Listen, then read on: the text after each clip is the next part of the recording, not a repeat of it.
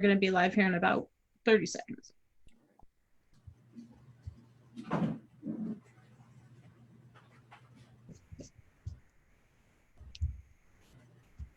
All right, let me come back to you. Hello, everyone. It's Sir Rithkin from Montier. I'm here with Duke Donngal from Calontir. He's reigned 4 times in the Kingdom of Calontir over quite a large span of time, too. I was very impressed, like 1998 to 2019. So welcome. Thank you so much for agreeing to participate, and I'm looking forward to talking to you. Thanks for having me. Yeah. So you've watched some of these. You know that we start with sort of your origin story. So if you want to start there, that would be great. Well, I was born a poor black sharecropper.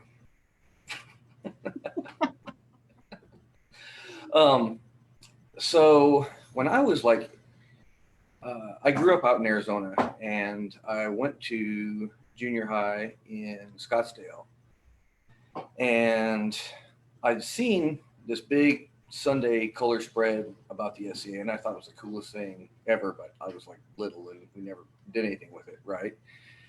And then fast forward all the way to the first day of college at the University of Missouri, and I was standing in the hallway as people were moving in, and this guy comes trotting by with what was very obviously like armor and weapons and stuff. I was like, hey, what's that about?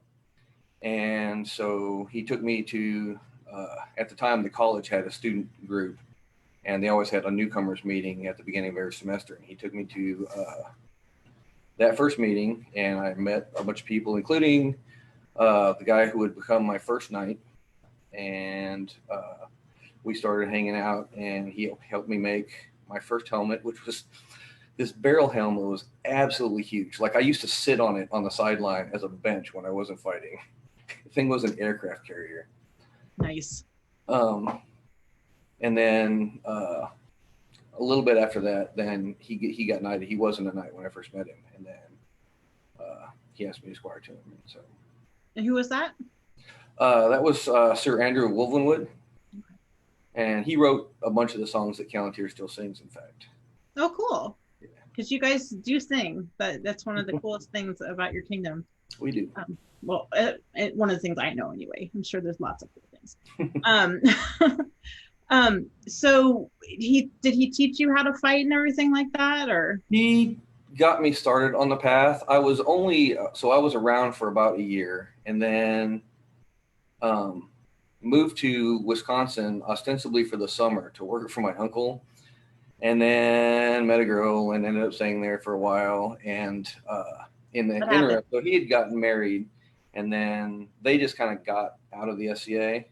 So he was around for a little bit right when I first came back, but not very active. And he decided to dissolve his whole household at that point because of activity. So that's kind of a bummer.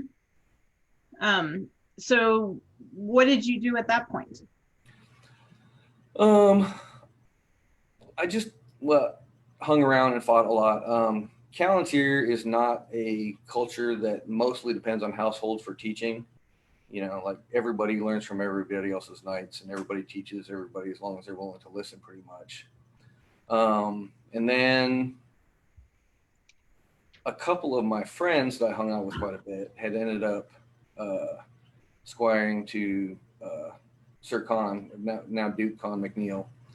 And since I was always hanging out with them, I kind of was always hanging out with him too. And so after, I don't know, a year or so of me just kind of hanging around with that group, he and I talked about it, and I ended up taking a belt from him. But then when he moved out of Kingdom to North Shield, he gave everybody the option of whether they wanted to keep the belt, but pretty much everybody gave it up. And so I was not actually squired to anybody when I actually got knighted. Oh, okay. When you started fighting, did you start sword and shield? I did. Actually, Calontir requires that. Oh. Yeah, and it's funny. So weird cultural artifacts from the old days, right? So I was actually a science experiment of Andy's, because up to that point, there was like this custom that you had to first start learning with a strapped round shield. And then once you authorized, then you could like learn other shield styles, and he actually um, started teaching me to fight with a strap heater first. So that was kind of like a big new weird thing. But it That's was very interesting. very old castle style is the way I first started fighting out. You know, sword down the back or on the shoulder, and like feet straight up in a box or a fencer stance. And Did you fall in love with the fighting right away? Is that oh, absolutely. Well, and just I mean, all of it. The whole thing was just absolutely cool. But I was just absolutely crazy for the fighting. You and know, while you were in school, were you going to events? I was, I was, yeah, a lot of like carpooling with people, and you know, Yeah, the chunk of hard salami from the grocery store and a block of cheese. That I was remember those days. for the weekend, Can of chili. right? I mean, I laugh about it now, but I remember at one point, me and four other guys went to a fighting event in a Volkswagen Bug. So, you know, and yeah, we were all crammed in there together, but just like there's a lot more stuff these days, it sure seems like. Well, right. I mean, four guys and all your armor in a bug. Yeah. That's funny. Uther tells this story about him and like four guys in a Prius going to a fight practice, and every time they went over a speed bump, somebody had to get out of the car, so he bottom out. So I'm getting visions of that with the bug. So that's really funny. So how long were you fighting before you were knighted then? Oh, it was a long time. I was a jerk. Um, You were a jerk. I had really bad impulse control Okay. and did not handle adrenaline well. So I joke about it a lot, but it may actually be true. I may actually own the record for like the most consecutive feet of helmet thrown in the history of the SCA. I Oh, was really one of those bad kids, and so I deserved the weight that I had. okay. So then tell me about your path a little bit. Because I've talked to a couple guys who, had a sort of a sorry about that, had a longer path because, they're young and they have a young person's personality, I guess. We'll just call it that. So tell me about, learning to fight and getting good, but not getting knighted. Um, well, so I was mad about it, but I was mad about it actually for, Calontir has a tiered award system. You know, we got the AOA, the Feared, and then the GOA, the Huskarls.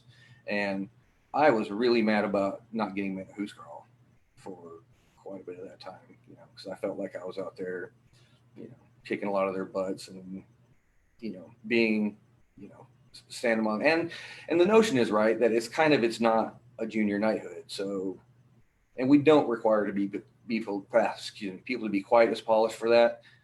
By the same token, my behavior was like not the sort of thing that we want to represent the kingdom in that. So, So in retrospect, I deserved it. And for people that aren't from Calontir, is the Huskarl like the grant level fighting it award? is. It Okay. is. And it actually predates the kingdom. Oh, One of the things, culturally, Calontir was one of the first big split offs from the mid, and there weren't really chivalry here.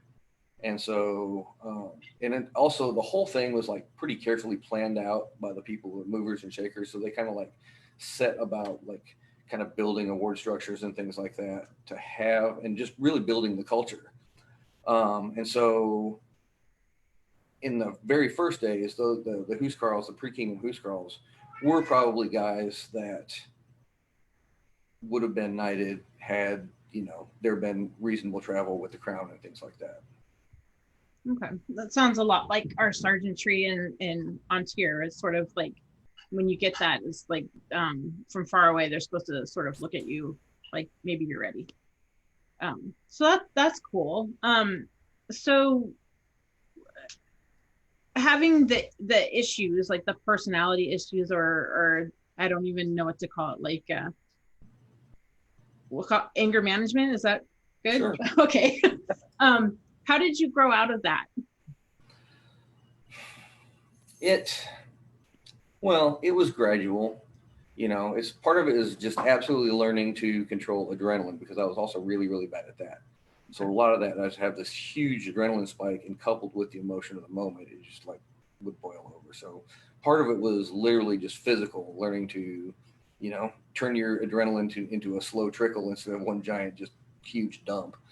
Um, because even if you are good at that, that makes you emotional. It's a chemical thing. There's nothing that you can do to control that. Um, and just learning to, to catch myself earlier, I guess, in that process before it gets to that point was a big step in that. There was a point actually that I recognized that I was getting better at it. And I also knew that I had some penance to pay, right? So it was, and I'd also spent a lot of my bitterness being angry about the Huskarl thing. So about the time that I realized that, I'm kind of not being a jerk so much anymore. So it could be happening because, I was performing well enough that I kind of knew where I was, in comparison with everybody. But I really set about not screwing with my own brain that time. And so every time I went to an event, it was, yeah, it's going to happen soon, but it's not going to be today. So just don't worry about it. Go out and relax and have fun. And it worked really, really well. Even the day of the announcement, because mine was a drive-by, and there was actually like in the very first part of that morning, like my spidey sense tingled because like a couple of nights said hey or something that maybe might not have or whatever. But I was so used to going through that ritual in my head that by the time that it actually happened, I had completely put that earlier stuff out of my head. And it was a complete shock. So, Well, I love that you're talking about this because I think a lot of people go through that part of their path because you put in a lot of time and effort into fighting. And when things don't go maybe the way that you think they should, it's hard not to get a little bit emotional in it because you're invested, right? So I think it's important that we talk about that. And also how you were able to let go, right? You still wanted it, but you were able to let go. And that's so important. And I don't know if there's like things that you did or people that helped mentor you in that regard. Well, it was a bunch of people. But I do credit Khan a lot with that because he was much more scientific about kind of fighting and athletics in general. So he kind of helped talk me through that. Also, Sir Nathan Adelar.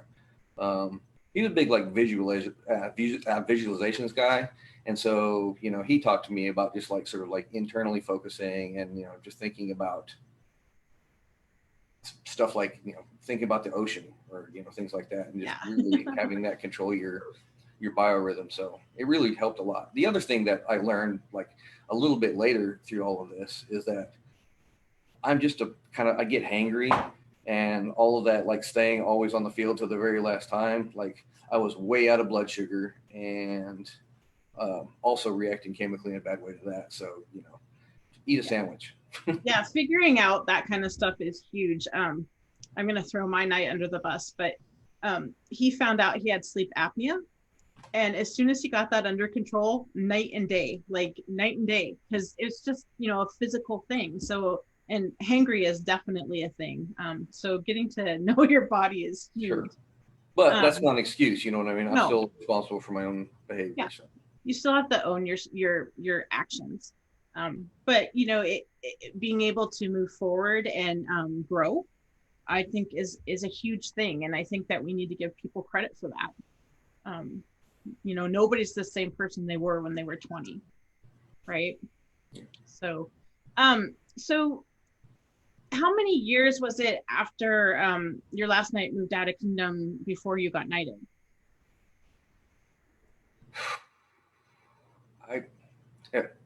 My memory is terrible.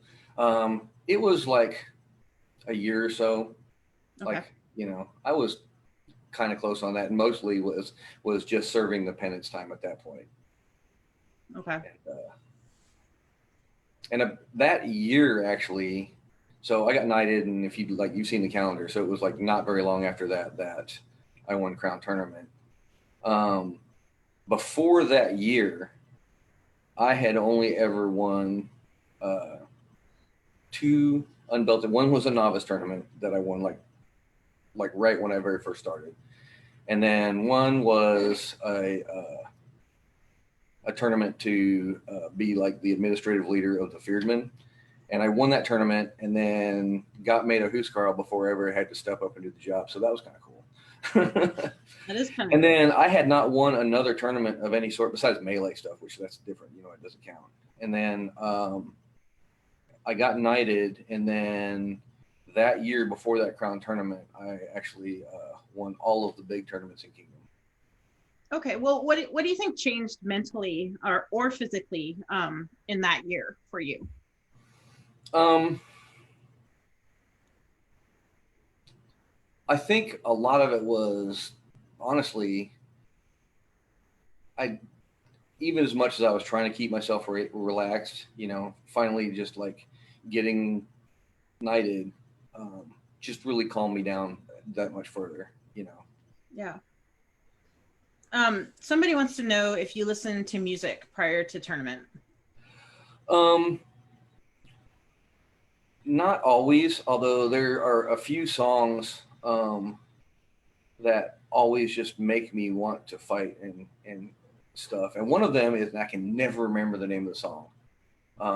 It's a Dead Can Dance song, and it's all in Latin, but it's one of those ones that's absolutely like if I could actually pipe that into my helmet, like at the very beginning of a tournament fight, it would really do great things for my performance. I think because it just really jazzes me up.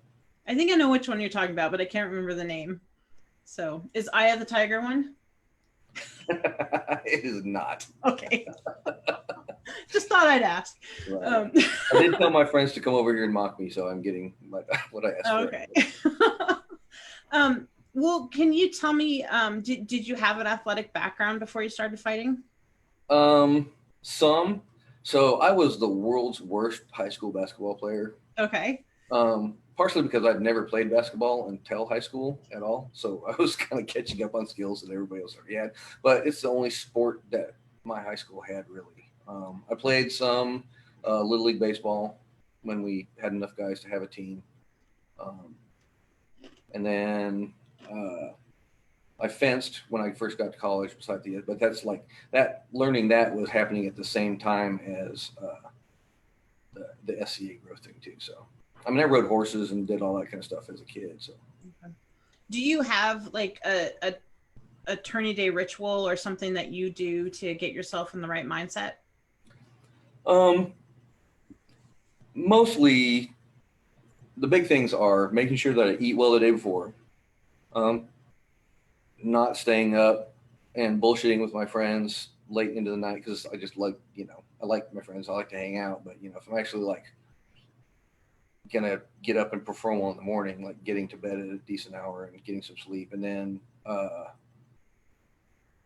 not too heavy on the food in the morning, but something because otherwise and I have to eat early because if I wait until I get close, then the adrenaline starts flowing. And then if I try to eat, I feel nauseous. So. I have that same problem. So in Calontir, is it cultural to fight crown as a squire, even if you don't really want to win, or do you guys like hold out? No, actually, if anything, we have pushed the whole notion about only fight in crown tournament if you want to win, because that's we say that all the time. Only, it's not you're not going there to get knighted. You're not going there to be seen. The purpose of crown tournament is to select the crown.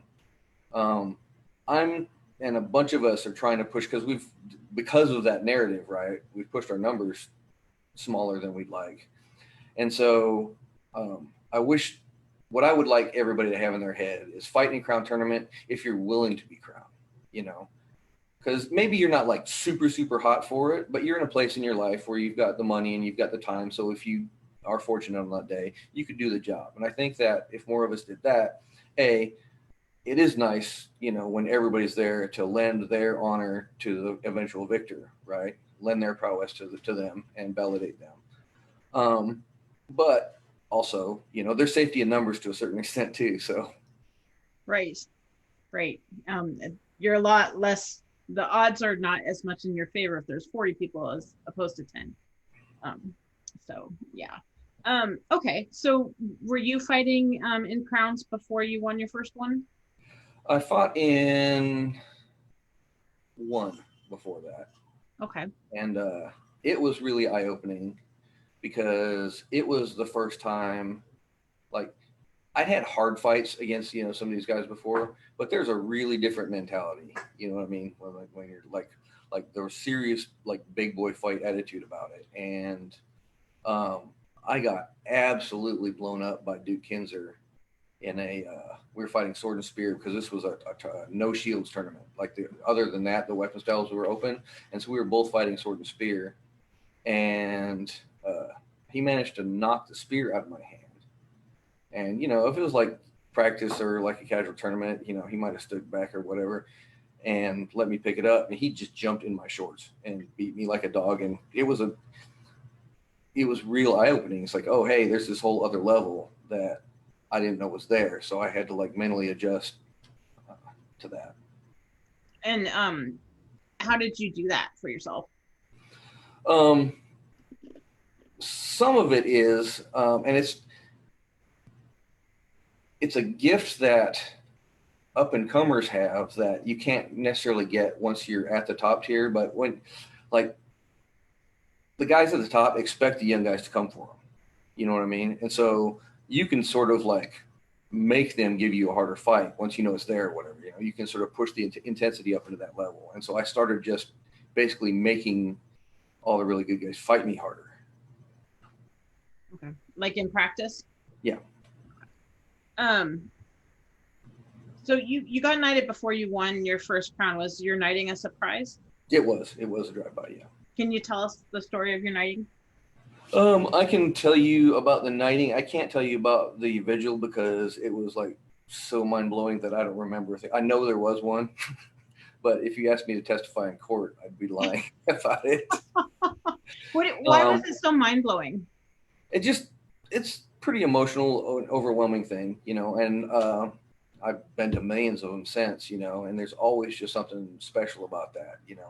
It's the vigil and the ceremony to me are very transformative events, and so you're literally turning somebody into something else. You enter that process as a man at arms, and you leave it as a knight, and I think that's pretty big, and I think it's pretty special. Yeah. But so the boon was begged for me on the field by a former squire brother of mine, under Sir Andrew, and we were fighting, and then there was the whole hold, and then he knelt and begged the boon, and so a funny side story about this, right? So we were actually my now ex-wife, who I won the first 2 crowns for. We were staying at the same place that the king and queen were staying at, or crashing at, up in Nebraska. And we missed a turn on the highway and ended up driving almost all the way to within visual sight of South Dakota before we realized that we had made a terrible mistake. And so we had to turn around and go all the way back. And then since it was a surprise, the king wasn't absolutely certain, he'd been promised that they'd get me there or whatever, but then they weren't there. And he's like, oh, where is he? Where is he? Where is he? Where is he? And, but then we showed up. But the other thing, and he was like stressing about, because he'd been joking about for like weeks before the ceremony, he'd been joking about for the buffet and saying, blow this bear instead of bear this blow. And then he was terrified that he was accidentally going to say it during the ceremony. Oh, that's funny. But he didn't. He did not. Okay. So was your ceremony a field knighting then? Or It was, yeah. So the vigil was after. Okay, cool. I think that's really cool how some places do that, because I think I've never seen an after vigil at a field knighting before, and I think it's really important to have that part of the ceremony, because that's the part where you get to meet with all the different people, and they get to tell you all the things, and I think that's important. So that's cool. You never know, like you can get wisdom from all kinds of places that you'd never expect. Right. Was yours an open vigil? I know you don't remember a lot of it because you were in haze, but it was. Yeah, we also culturally, there's it's not universal, but darn near universal, that we don't rank attendance in the visual by OP either. Like some places, I could walk up and walk to the front of the line, Right. but we write down names or whatever. And that's if somebody has something going on, and there's obviously, like a person's significant other, they get to go in first, or if they're like parents are there, that kind of thing. But, other than that, everybody just waits in line. Okay. Can you tell us about the regalia you got when you were knighted? Because you didn't have a knight, so did you get any sort of legacy stuff? I did not. The chain that I was knighted with has now become a legacy thing in my household. Oh, cool. And all the guys that have been knighted after me have been knighted with that one, and they've been passing it around. And then I had a red belt from each of my two previous knights that I still had, and depending on how big a person they were, they got one or the other of those until another new squire came, and then they had to make their own red belt and pass it. Oh, that's cool too. I like that. But the chain that I was given, Duke Aaron, it's an iron chain, like rusted, and he found it hanging on a fence, surveying in the middle of the woods. So who knows how long it had been out there, but it's like, a couple of links are almost rusted all the way through. And they carefully like cut one link and then re-welded it and then acid etched it and re-rusted it up so that unless you really, really look, you can't tell which one that it was to make that solid. And then His Majesty and Sir Richard Wolfwood made the spurs I was knighted in. Oh, that's cool. So they made them for you. Yeah. I didn't get a sword. Wow. That's super cool.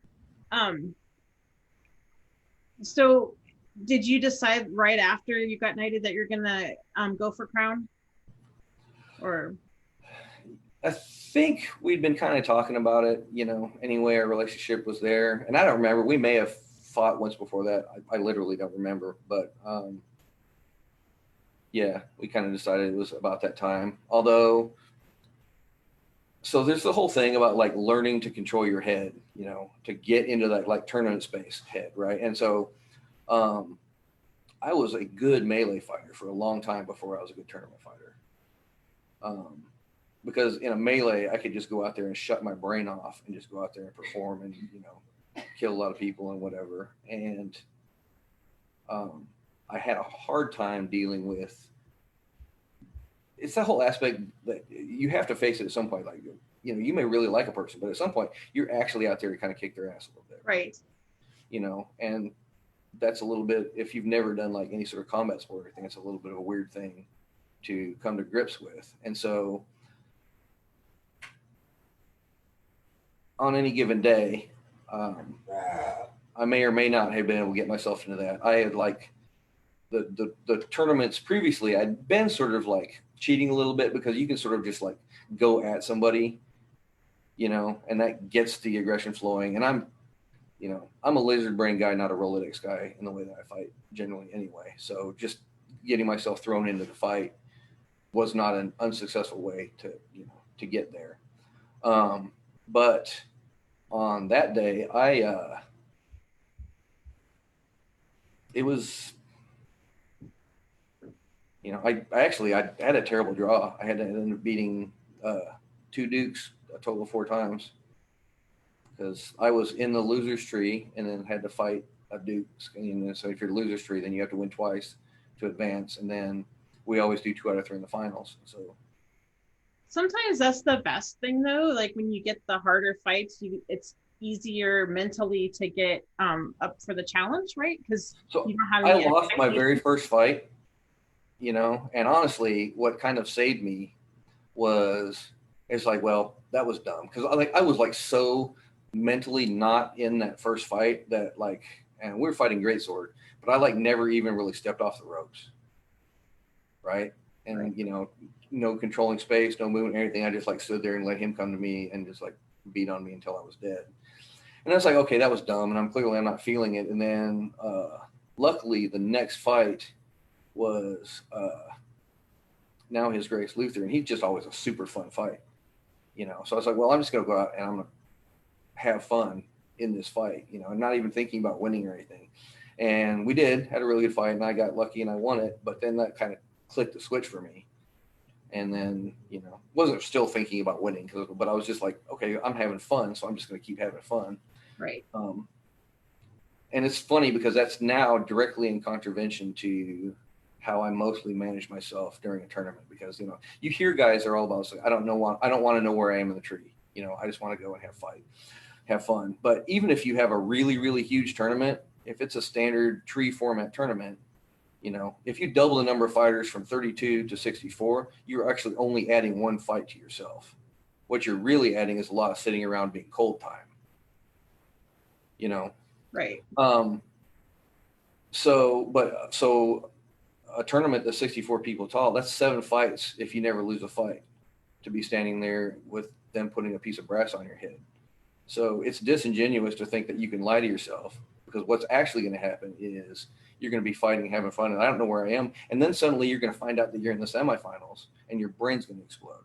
Right. And then you will go out saying, well, man, I had a really good day. I got to semifinals. So how do you manage yourself then? I watch the fighting to be involved in fighting. I'm not like scouting guys, really. Last thing I want to do is develop a Wile E. Coyote super cunning plan about I'm going to go out on some guy, right?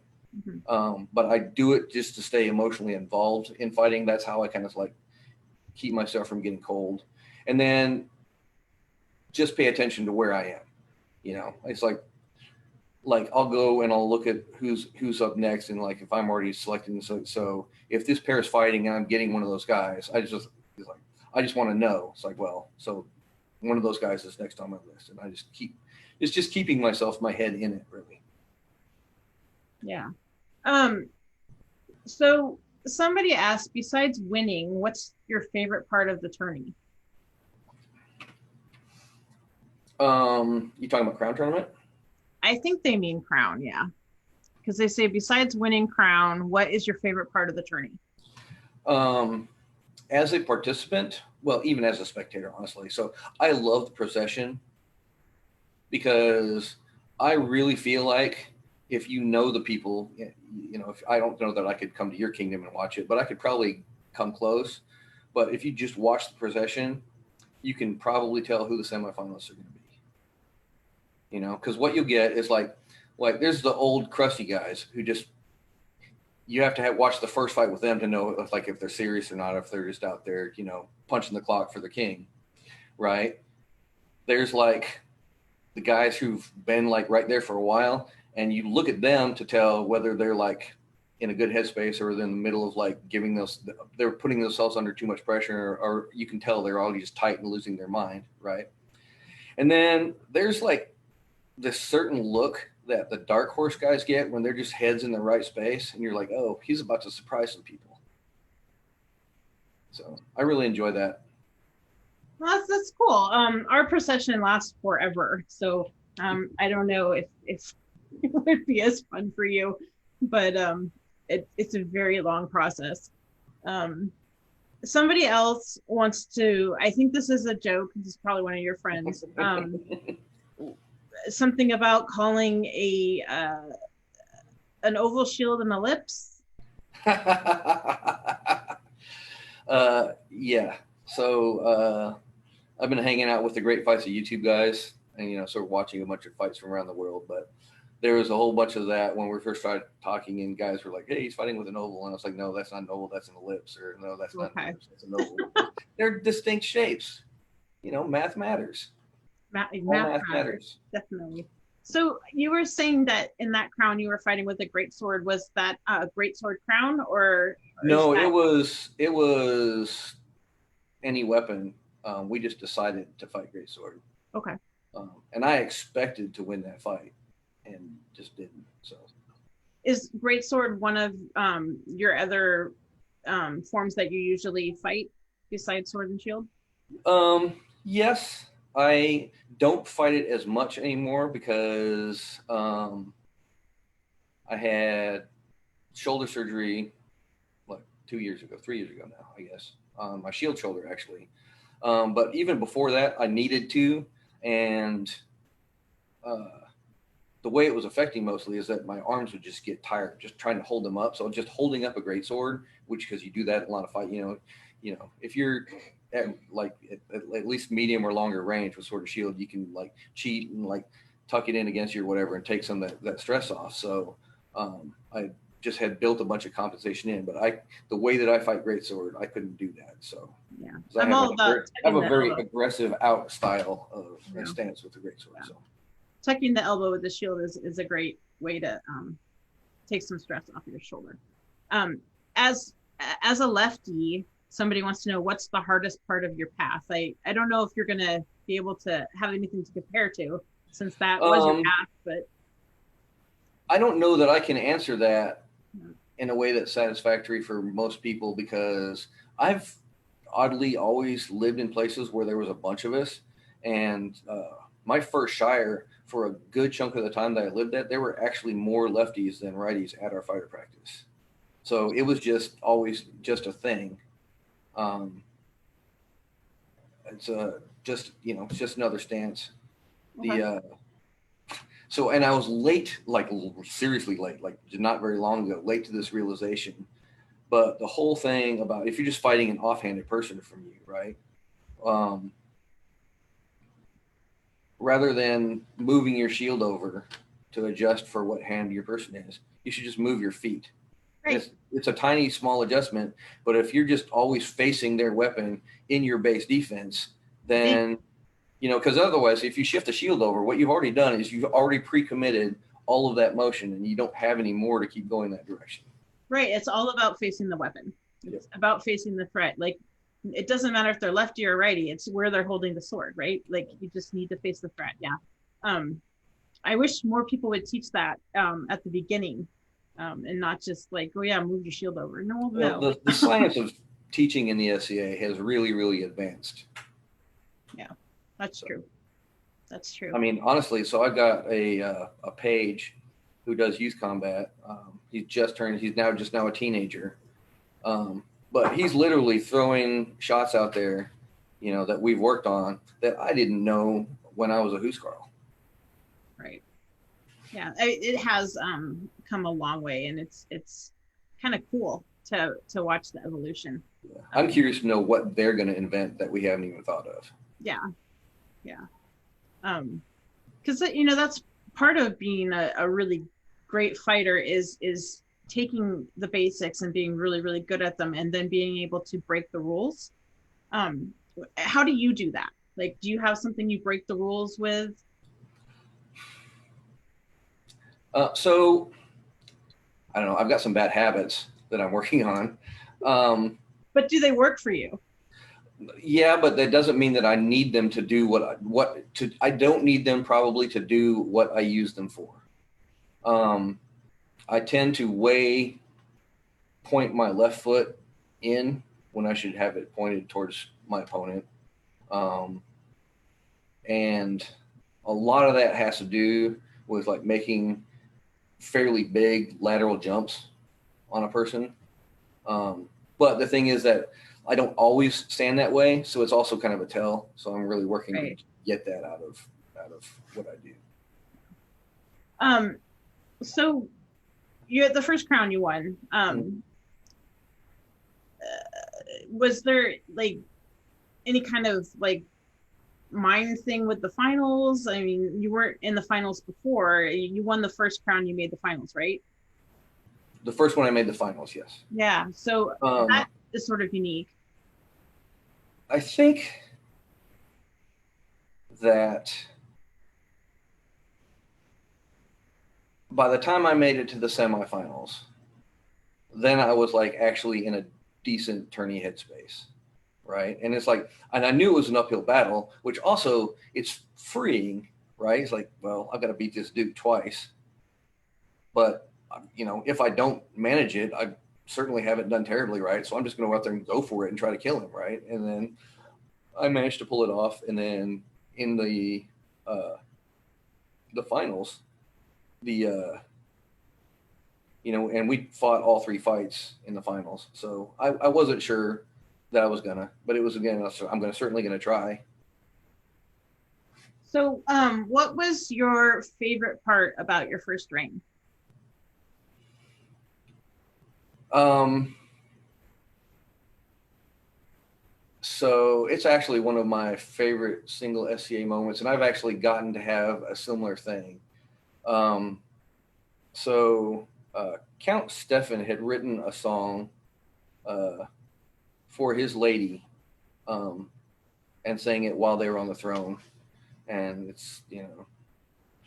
it's all about why do we fight? Why do we put our armor on? Why do we raise our shield? And that whole song. And then nobody sang it um, after they stepped down. It just that song wasn't around. And then at Estrella that year when we were crowned, Count Fernando, um, after one of the massive battles, um, started singing it, and everybody started singing along. And I picked her up and put her on my shoulder as the army was singing her to, and that was just a pretty cool last moment. That is super cool. What sort of dovetailing into that, what role does your inspiration play for you on tourney day? It's pretty important to me. So I have fought for friends. I fought for ladies that I respect immensely, who I think would make absolute fabulous queens. I have never won from somebody that I was not in love with. It's a thing apparently for me. And at this point, statistics bear me out because I've actually got a losing record in the finals of Crown Tournament. Um, but I'm fortunate. Catalina, my lady now, she's just there, and she's pretty good at sort of judging how much engagement I want or need. So it's like if I'm just like very in my head, and if she feels like that's where I need to be, then it's fine or whatever. But she's always right there by the side of the field and watching and talk to me. And there's several photos out there that's because it happens right when you're at Crown, and it's like when uh, we actually talk when you go and like pay honor to your lady and go and give her a hug or something like that. And it was like we've actually had a lot of conversation in that little moment while we're having a hug. So Cool. That's cool. So what was most surprising about your first reign?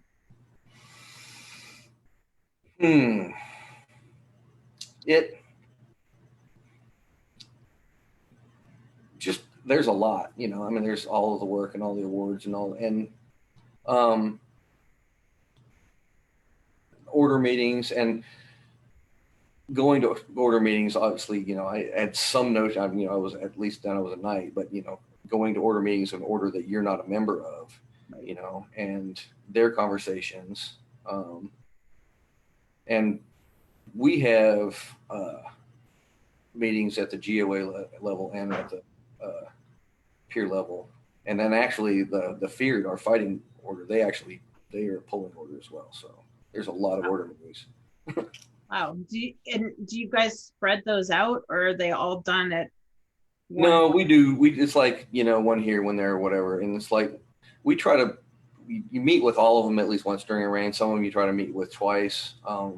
Partially, it's that for budgeting events for if you're going to give things because you don't want to just like wait till like the last event of your reign and then just have you get an award and you get an award and all. Right. You want it to be special for everybody, and a little bit of that's just spreading them out. So this day is this person's day. Right. Right. So let's talk about your second reign. What made you want to fight in Crown again, and um, how did the Crown tourney go? Were there tourneys between where you didn't win? There was one that I didn't win, and it was the only time that I've absolutely entered with like a pretty clear. My lady did not want us to be crowned again that quick, and I was like, "Well, His Majesty really wants me to fight, and he's asked me to, so I'm going to fight." And I almost won it by accident. No. And I think she'd have killed me had that happened. And luckily, Theo beat me, so he saved me from myself. Okay. But by the time you won the second time, she was ready to go again. She was ready to go again. Yeah. And then obviously then there was like a 12-year gap Right. after that. Right. Was that purposeful, that gap? Um, well, it kind of, I believe really strongly in waiting a while just in general, even if you are kind of in the mood to do it. I think that, so every kingdom has a personality, right? That it's the kingdom's personality. And every person who's on the throne, while they're there, kind of starts steering that ship in their own direction. And so if you do it, and it's not how many times you do it, but it's really about how close together you do it. Because if you Right. do it, then you're still keeping your hand on the steering wheel in a certain way and kind of starts veering off course. So I like to say you need to let your stink wear off the kingdom before you go back and do it again. Um, the other thing is that I think that you should be comfortable in your own skin just as a member of the SCA without all of the extra attention that comes with being in the crown. You know, brass poisoning is a real thing. And so and it has gotten shorter each time, but it always takes some time for me to kind of get back to feeling normal. The first time was damn near a year because it was literally, I can remember the moment because I was in the middle of a field battle at Estrella a year later. And then all of a sudden it was like a rubber band snapped. And I just like felt like I was comfortable in my own skin again. So can you talk about that a little bit about brass poisoning? I've never actually heard that term before. So you get a lot of attention as the crown, right? And people are always talking to you and agreeing with you, even when they probably shouldn't in ways and things like that. And it's, even if you're a really centered person, that sort of attention, I think, creeps into you, and you can't help but start to believe the bullshit. Right. So Okay. I see what you mean. So it's sort of like getting used to not having all of that. yeah, Yeah. Okay. so and there's ways, right? There's things that you should do. I not everybody here even does it, but I believe absolutely that one of the first things that you should do when you step down is you should serve feast. That you don't sit at the head table with them as the outgoing crown. You actually go and get an apron and you get to serve at table like that. You know, that's the kind of thing or whatever. But it sets really firmly in your mind that you absolutely can't let your head spin around the first time somebody yells, "Hey, Your Majesty," from across the room, Right. right? But it lets everybody else in the kingdom see you serving the crown and not trying to like hang on to that thing or whatever. Like you're just a member of the populace doing your job like you're supposed to. Interesting. Do you guys have feasts at your coronations? Usually, it has not been universal, and usually when it doesn't happen is like if there's been some weird last minute site change or things like that, and it just can't happen. But generally speaking, yes. Interesting. That's super interesting. Um, okay. So what's your favorite tradition in your kingdom? Hmm. Um, I would say our vigils, and all of the peerages, but especially as we have when we have like good sites, like if it's at the Lily's War site, we have other events and stuff there too, or when it happens at Lily's. Um, the vigil and the pre-vigil ceremonial bathing, taking somebody out. If it's a site that has a stream or something like that, little speech and maybe like cut some hair off and that kind of thing. When we do it at Lily's, it's cool because a lot of times we'll go and we'll like steal the boat and go row off someplace and do it. So, Really? yeah. That's super cool. So that's a kingdom thing then, where they get the bath and they get the haircut and it is becoming more universal. It's not. I would say it's not 100%, but it is. It is. People really like it, and they think it's pretty special when we do it. So. It is pretty special. So that's super cool. So what is your favorite thing, since you've reigned 4 times now, about reigning in general? So I love giving out AOAs. Okay. Because when you're giving out AOAs, right, it's all the people who were pretty new to the whole thing, and they're just in love with the magic of it, right? They're not like bitter and jaded or too cool to actually be emotional or anything like that. So like you call them up, and it's just awesome. Sometimes they're awkward. They don't know whether they, I don't know how many times I have, because we have a couple of big pillows that we put in front of the thrones for people to kneel on, right? And for God's sake, people always just come up and they kneel next to the pillows. It's like, it's there for a reason. Use the damn pillow. Yeah. Yeah, that's funny. I also like giving people a buffet when I night them, so let's be clear. I'm glad someone finally said that. Do you have a favorite Buffett story?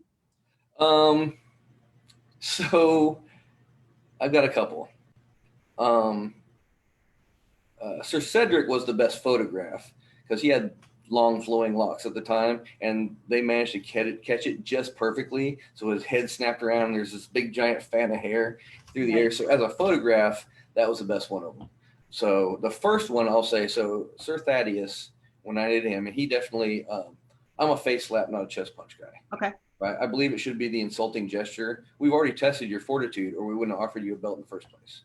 Okay. Right. So it's a test of your character, not your constitution. And so I got ready to do it, and I think he wanted to be slapped pretty hard. And here's the thing, I was going to already slap him pretty hard, right? But he thought he was going to make sure, and so he leaned in just a little bit more at the last second. So I caught him like right mid jaw with like the base of the palm, and like even like as I'm going through, I'm like, oh, that's like that was hard. So he taught me an important lesson, and so every time since then, now if I happen to give another buffet, first thing I do, because we've already given you a chain, I'm going to grab a whole handful of chain before I go deliver the buffet, so I can control the distance, not you. Good idea. That's a good tip. Very good tip. And so the other funny buffet story, Sir Luke was going for a French style knighting. He specifically asked for a backhanded buffet, so a backhanded slap. Okay. And I was wearing a pair of big cuffed black leather gloves, and then I had the Kingdom signet ring on that hand, right? And I deliver the buffet, and the signet ring goes flying off into the crowd. Yeah, I'm gonna need that back. Yeah. That's really funny. So I just thought about something. Like, you had that long break between your reigns. Were you still fighting that whole time, or did you have to, when you come back? The only time I wasn't fighting in that whole time was some military training, and then when I was deployed to Iraq. Okay. So you didn't have to have some sort of like comeback or anything like that? No, I didn't. It just, by the time that Aislinn and I had reigned the second time, she didn't really want to do it again. It was a lot of work. And administratively, so the funny thing is, right, so she was actually, Catalina and I, she was our chamberlain for our first reign. Okay. We actually have a really great divorce relationship, so. That's good. Sometimes it drives our kid nuts, but like when we're doing the handoff, and like we're sitting around and bullshitting for like 45 minutes. He's like, "Can we just go now?"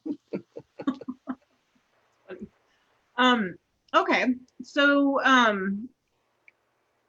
I think I've asked almost everything. Is there something you do outside of fighting to train? Like, are you a pell work person, or? I'm not a pell work person. I prefer slow work. And for years I had a job where I was shipping radioactive packages, right? And one of the things that you have to do when you do that is you actually have to like take measurements on the outside of the box, and then they go on this label that gets stitched outside the box, right? But you take one right on the surface, and then you take one at a 1 meter distance, right? And you have to write that down on the box. But then I was always walking around with a meter stick in my hand. right? So like at work, I'm like running around like going past a windowsill, and it's like slow work stuff, but like working to hit exactly that corner of the windowsill, or hit it with the backside or whatever. So like just a lot of just thinking about stuff and waving my hands around the air like an idiot. Okay. Did you do any sort of cardio or strength training, or do you? I mean, well, being in the military, I was always required to do some. Yeah. I've always struggled, especially with the cardio part of things. I hate running.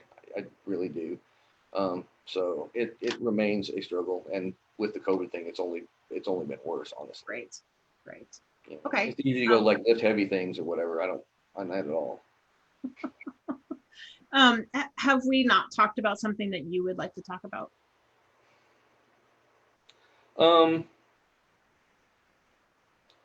Well, so there's the whole thing about losing the entire kingdom's regalia in my last reign. Oh, let's talk about that. That's a good story, or not? Well, so me and my lady and my mother and Countess Gwen, formerly of North Shield, now from here, were on the way to Gulf Wars, and we stopped for lunch in Jackson, Mississippi. Truck and trailer, like all of the Kingdom Regalia, all of our stuff, all of our everything. And we go in and we have a pretty nice lunch, and the truck is parked like in a bank parking lot right in front of a bank camera, right? And then it takes kind of this weird long time to get the bill, and we're like really, because it was not super busy, and at one point we'd like asked for it, and then Catalina at once noticed that the waitress was just kind of sitting back in the back, and then finally she gets around and she gets it rung up and brings it out, and we walk outside, truck and trailer are gone. And it's like straight up got into it and drove off with it. Wow.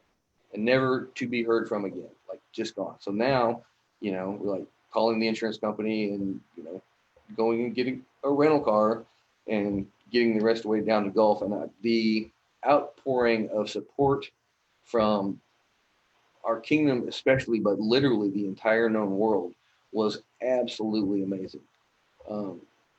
Humbling in a way that I couldn't begin to describe. If you're ever in doubt about, whether there's good people in the SCA, it was really there, and we got a lot of compliments for how well we handled it, but it was only possible to even begin to be as together as we could manage to keep it because of how kind everybody was. There literally people were like sewing us garments in the Royal Pavilion on site. Oh, wow. And Sir Richard is like, just go grab a helmet off the shelf, and we'll figure out paying for it later. So, wow, stuff like that. It was crazy. Wow. So it's gone. They've never recovered any of it. Not a bit. That's and it was just a plain white trailer, and so I'm sure they thought they were like stealing like power tools and stuff like that. So probably, unfortunately, it all just got like dumped in a ditch or something. Yeah. They figured out that it was not anything they could do. But somebody's got a really nice sword sitting in their mantle someplace. Yeah. How cool is it to have regalia now made from all these people from all over? I mean, like an outpouring of love. That's pretty cool too. At least there's a silver lining around a horrible thing. Yeah, there were a couple things that are pretty irreplaceable. So I had this, and they were starting to get a little beat up, but I actually had the first pair of boots that Bohemian ever sewed together. Wow. He and Martino made them together before he was ever a commercial bootsmith, and still wearing them to fight in that many years later. So he makes good stuff. He does. I wear his boots too. I love them. But also, this link here is I had a whole knight's chain made of those North style S. Yeah. Link, right. That Bohemian cast for me from a piece of bronze that I brought back with me from Iraq. Oh. So it's absolutely irreplaceable because I'm not going to go back and try to get another one. Well, no. No. At least you have one of the links, though. That's cool. Wow, what a story. Okay, so let's look at your swords. Okay, so this is not my everyday stick, but this is my Ontaran 2x4 that Master Waldrick gave me at that Gulf War because I had not, and he was just walking around playing with it and had showed it to me at Estrella beforehand, and it's a spring stainless basket on it, so it looks way heavier than it really is. It's actually a pretty quick. It hits really hard because it is a 2x4. But and I had admired it because it, pretty fun little stick. And then when he heard about our stuff being stolen, he just showed up in camp and gave it to me. It's a really beautiful basket. I love the detail work on it. Yeah, it really, really, really is super pretty. I mean, it was his own personal, And then so my everyday sword, and this was actually like in the process of building a new one because I went to get it out and not having used it in months or whatever, it was just sitting there, and I realized that it was pulped out, so I started building a new one today. This is the basket is spring steel treated, and I don't know if you can see them in the light, but he actually cut. Oh, those are cool. Yeah, a little ermine in them. Yep. That's and awesome.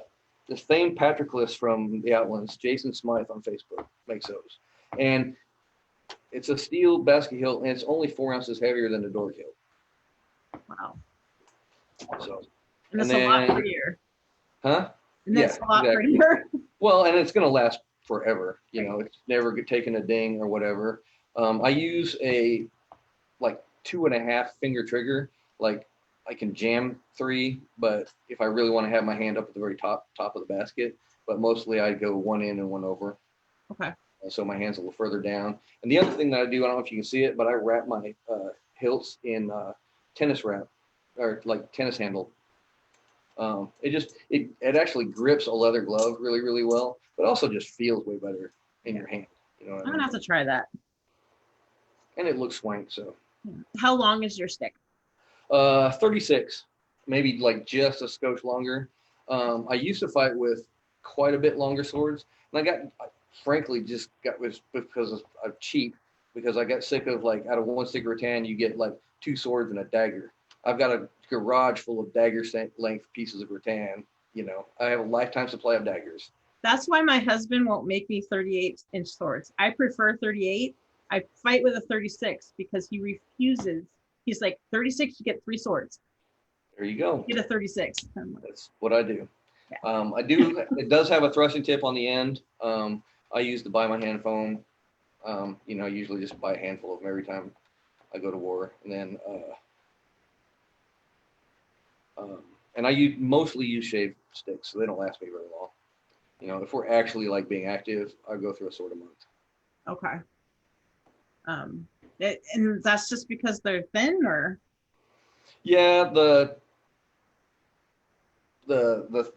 skinless stuff. Okay. Especially if it's always like right up the sweet spot up the top. But. Right. Okay. Cool. All right. Well, let's do the final 10. Let me pull it out. You would think I'd have these memorized by now, but I didn't. Okay. If you could fight anyone in the world, who would it be? I actually want to fight Ed from Aidenville because we've been friends for a long time, but I'm not sure that we have fought since before he was knighted. It's been that long. So. Wow, that's a long time. Yeah. Wow. Okay, cool. He's fun. Who would you like to see reign in your kingdom?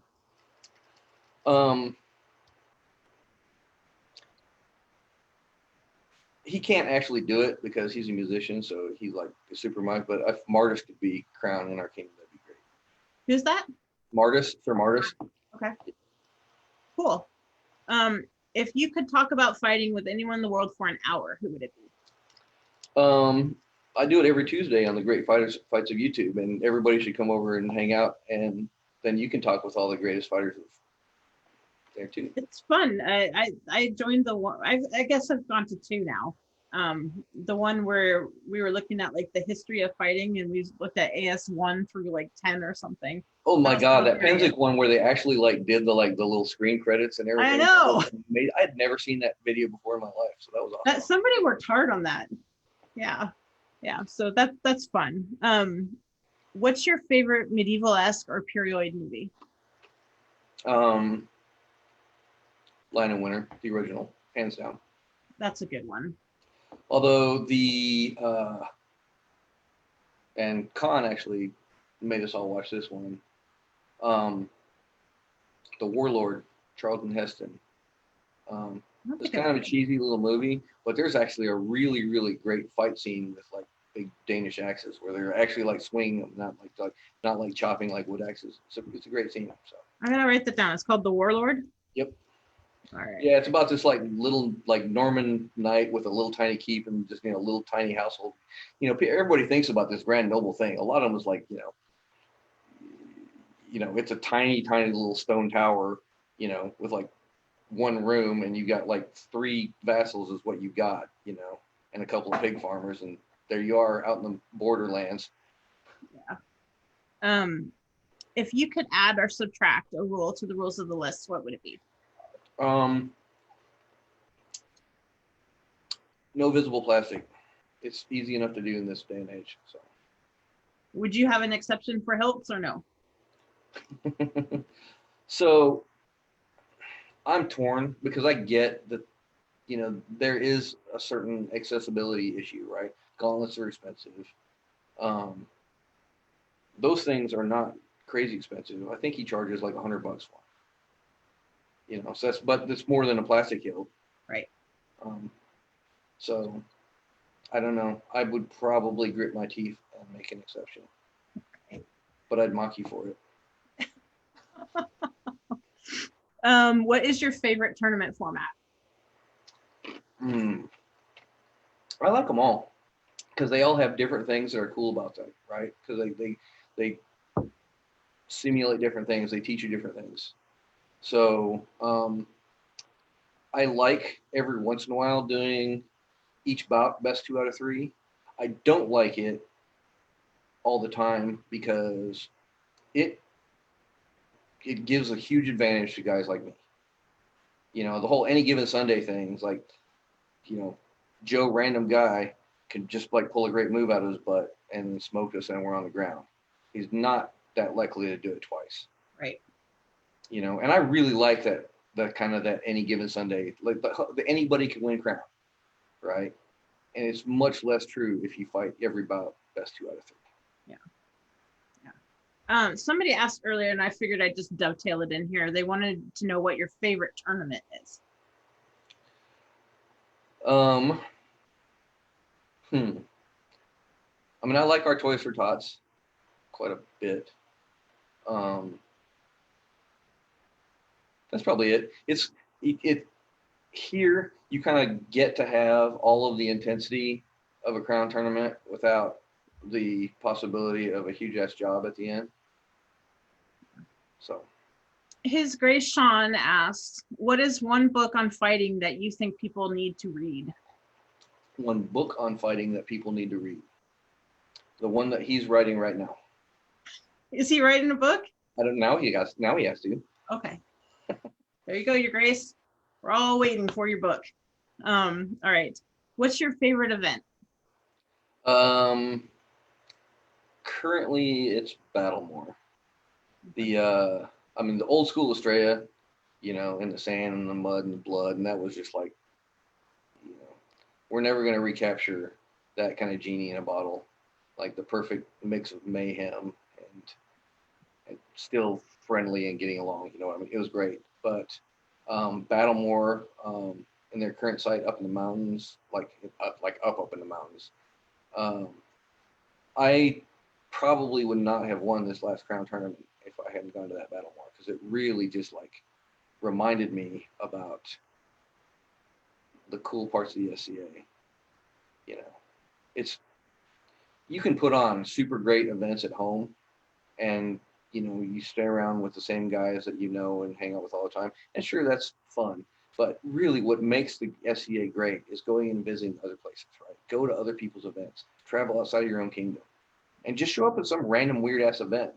There's a group of Meridians that a few years ago just randomly started coming up to an event in Oakhart, just a small little tournament, and just had a great time. So they kept coming back, and now it's one of our favorite things. We look forward to seeing them every year when they're there. Just like hanging out and partying and having a good time. If there was one event in Calontir that if we're going to make a bucket list, like which one should we go to? So for the big ass tournament, Toys for Tots is always the thing.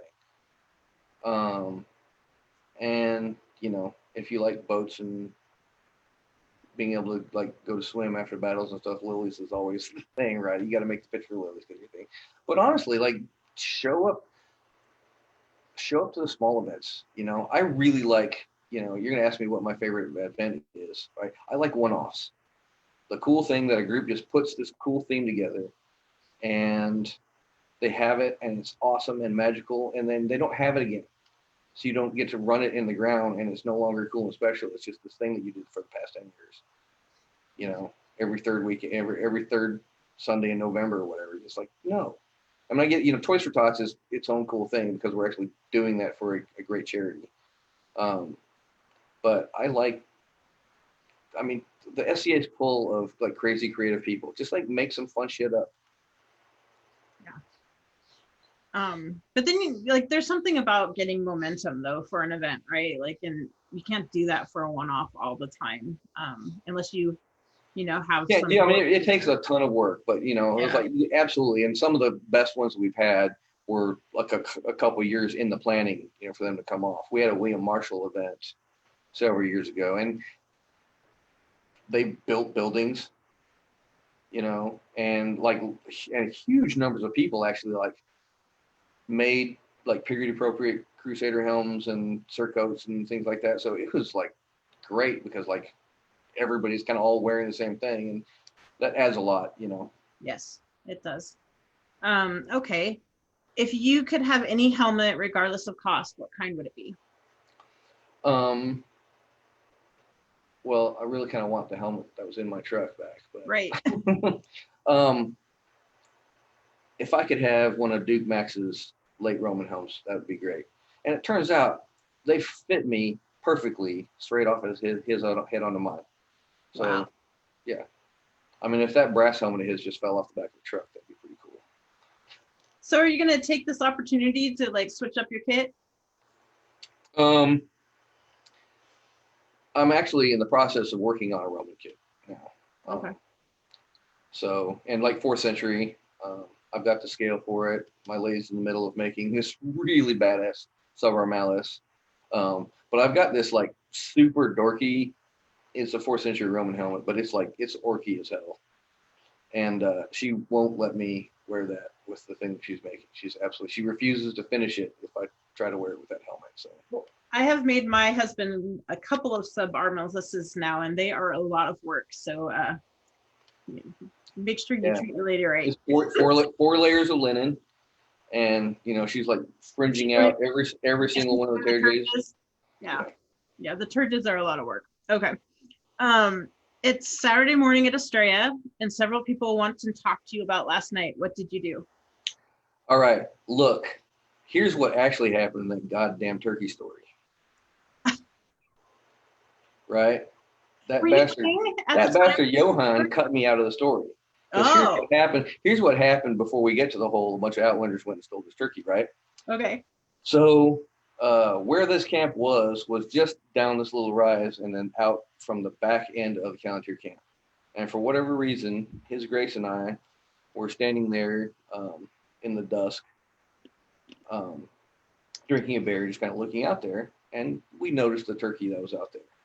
And I was like, huh.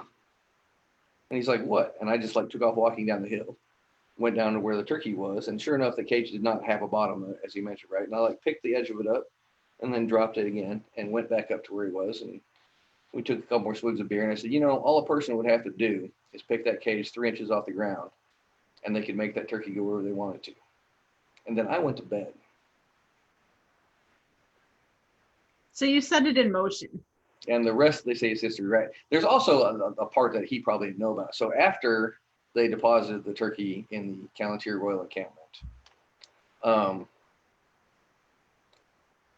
Count Fernando and a bunch of the the mayhem causing types were like, hey, somebody left us this turkey to play with.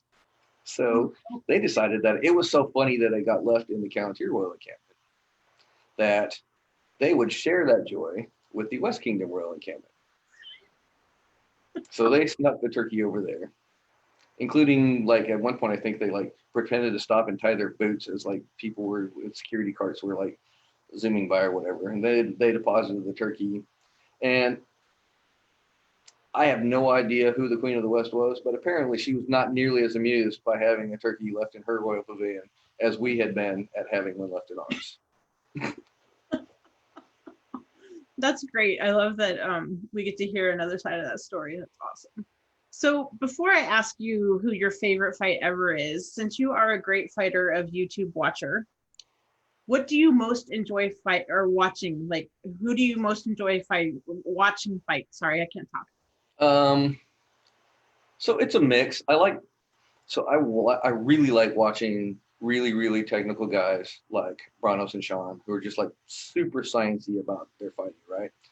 By the same token, you know, guys like Adamar, who just like pulls some random completely athletic shit out of his ass and goes like flying like a ninja across the field, is also pretty damn cool to watch. So. Cool. All right, so who is your favorite fight ever? Single favorite fight or person. Do you want to know the fight or do you want a person? Why don't you tell me both? Okay, so the fight was just super cool because of what happened in the thing, right? So years ago at a torchlight tournament at the Tournament of Valor, so Labor Day weekend down in Wichita, and we're fighting a torchlight tournament, and I think it was like single sword only, right? And the flames are guttering, and there's some weather that's kind of blowing in, and so the flames are being kind of like battered around, stuff like that. And, you know, nobody can really see shit. Like, there's a lot of times the trouble with torchlight tournaments, but we're having fun out there. And then I do not remember who I was fighting, but we're kind of circling, and I threw this super hard pump fake low, and then jumped on him and like blasted him with an offside, like boom and bang. And literally, like, as I hit him in the helmet, there was this crack of lightning, and the wind gust blew out all the torches. Nice. You know, and then everybody's standing there. You know, we're all just like awestruck. And they're like, well, do we relight the torches? And the guy who was marshaling the tournament is like, what's the point? Right. You know, it's not going to get any better than that. So we just literally stopped the tournament at that point. Nice. All right. So who's the person? So I really like fighting Sir Margus from here. He's another lefty guy. He's a foam crossover guy. Like, you know, he was like a super hot stick over there and then came over and started whipping up on us instead. Great footwork. They just have great footwork, all those guys. And yeah, he does this, like, everybody says never cross your feet, right? But he does this like thing where he's constantly circling around the outside. And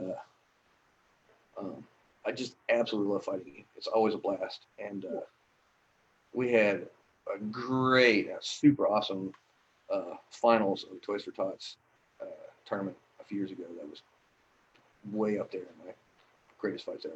Really. Nice. Cool. All right. And then the last question is, who is the cleanest fighter in your kingdom? Count Volkmar. Straight up. Straight up. No hesitation. Nope. All right. Cool. Well, thank you so much for talking to me. I loved hearing your stories. I appreciate it. Thanks for doing what you do. Really appreciate it. It's awesome. Yeah. So I'll probably see you at one of those Great Fighters of YouTube nights, because those are fun. And then tomorrow I am talking to Duke Patrick from Kaib. So that should be fun too. He's a good guy. So thank you. And thanks everyone for joining us, and we'll see you next time. Bye-bye.